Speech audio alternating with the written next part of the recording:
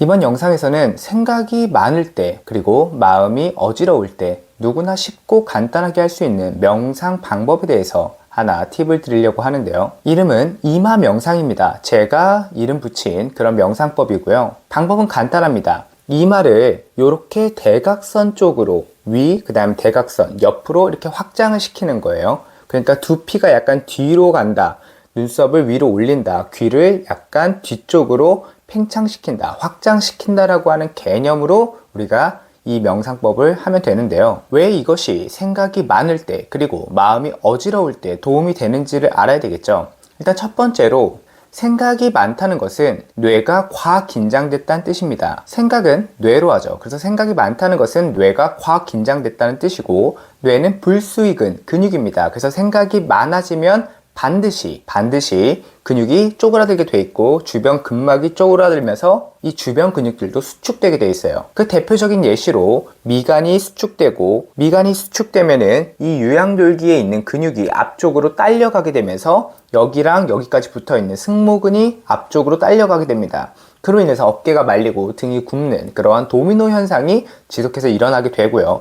그렇게 등이 굽게 되면 명치가 아래로 닫히게 되면서 횡격막이 팽창을 제대로 하지 못하고 아래에는 피가 제대로 전달이 안 되다 보니까 장내 환경이 안 좋아지고, 그 다음 신경은 더 긴장되면서 부교감 신경은 저하되고, 몸은 더 긴장되고, 몸이 더 긴장됨으로써 생존 불안은 더 강해지고, 생존 불안이 더 강해지니까 생각이 더 많아지는 이러한 악순환의 메커니즘을 가지게 되는데요. 이것을 근육의 차원에서 끊어내는 것이 이마 명상입니다. 수축이 되니까 반대로서 우리가 작용을 시켜주는 것이죠. 그리고 두 번째, 왜 이것을 명상이라고 부르는가? 우리가 명상하면은 눈을 딱 감고 가부좌 틀고 척추를 꼿꼿이 세우고 호흡에 집중을 하거나 이런 것들을 보통 명상이라고 생각을 하잖아요. 하지만 명상은 그런 것이 아닙니다. 한 점에 집중을 해서 내 상태를 고요하게 만들 수 있다면 다 명상이 되는 거예요. 내가 한 점에 집중을 하지만 그것이 마음을 고요하게 만들지 못하고 뇌의 과부하를 진정시키거나 상기를 아래로 내리지 못한다라고 하면은 명상의 조건에 절반만 충족하는 거겠지만,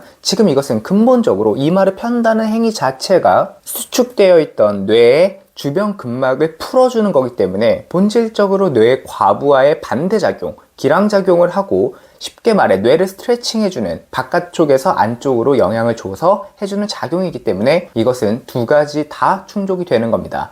이마를 내가 피려고 하면 집중해야 되죠. 그 다음에 상기, 뇌의 과부하라고 하는 마음이 힘들고 생각이 많아지고 교감이 각성되고 부교감이 저하돼서 계속해서 불안해지고 긴장되는 메커니즘의 반대로 가는 거잖아요. 그러니까 이것은 틀림없이 명상이죠. 자, 그래서 이렇게 이마를 편 상태로 눈을 감고 하셔도 되고 눈을 뜨고 하셔도 됩니다. 단 이것에 집중을 해야 되기 때문에 TV를 보거나 이럴 수도 있겠지만 그렇게 하면 효과가 떨어지겠죠. 내가 이 핀다는 행위 자체에 집중을 해주면 좋고, 그것이 안 된다라고 하면은 유튜브를 본다든지 이렇게 편하게 먼저 시작을 해서 이것이 어느 정도 좀 펴졌다라고 하면은 내가 이 피는 행위 자체에 집중을 하면은 뭔가 아래로 좀 내려가면서 마음이 안정되고 몸이 편안해지는 그런 느낌을 받게 되실 겁니다. 이것은 기본적으로 바깥에 있는 근육의 차원을 내가 풀어내서 안쪽으로 영향을 미치는 것이거든요. 이거를 예시를 든다면 스킨십을 통해서 마음을 만들어낸다, 이런 개념이라고 보시면 됩니다. 하지만 마음이 먼저 일어나고 스킨십으로 가는 게 자연스럽죠. 이러한 흐름으로 따졌을 때는 이것은 순행은 아닙니다. 그렇기 때문에 효과는 당연히 본질적인 근본적인 해결책보다는 떨어질 수밖에 없겠죠. 다만 장점은 누구나 마음에 대한 이해 없이도 누구나 쉽게 할 수 있다는 장점이 있습니다. 그래서 제가 오늘 이렇게 소개를 해드린 거지만 저는 본 강의에서는 가르치고 있지 않아요. 왜냐하면 효과가 떨어지기 때문이죠. 쉬운 만큼 그만큼 대가를 치르는 거예요. 장점이 있으면 단점이 있는 거니까요. 그래서 오늘 이렇게 팁을 알려드렸고, 사실은 이것만으로 내가 어떠한 본질적인 마음의 문제를 해결할 수 있다? 그러기에는 이 힘이 미약한 것은 사실입니다. 하지만 그렇다고 의미가 없는가? 아까 말씀드렸던 것처럼 단기적으로 나한테 효과를 체감할 수 있도록 만들어주는 기술이기도 하고요. 진입장벽이 낮기 때문에 시도해 볼 수 있고, 그 다음 두 번째로 내가 근육이 이렇게 바뀜으로 인해서, 그러니까 신체의 어떤 상태가 바뀜으로 인해서 마음 상태가 바뀌는 거구나, 바뀔 수 있구나 라는 것을 체감하는 데 큰 도움을 준다고 생각을 합니다.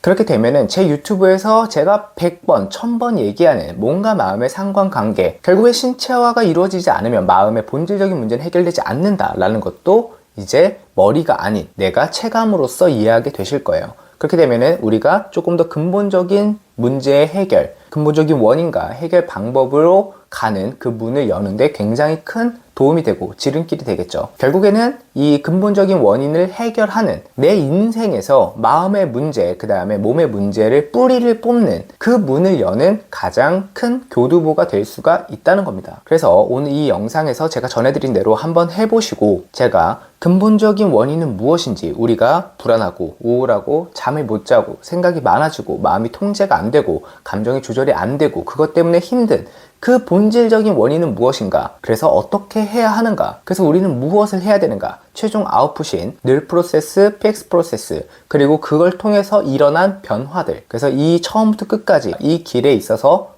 A부터 Z까지 볼 수 있는 방법은 제가 고정 댓글 링크에 남길 테니까 꼭 보고 배우셔서 단기적으로도 한번 벗어나 보시고 체감을 해보시고 본질의 문을 열어서 평생 몸과 마음의 문제 때문에 괴로운 일이 없는 그런 삶으로 거듭나시길 진심으로 바라겠습니다. 그럼 저는 이만 영상 마치고 다음 페이지에서 기다리도록 하겠습니다. 감사합니다.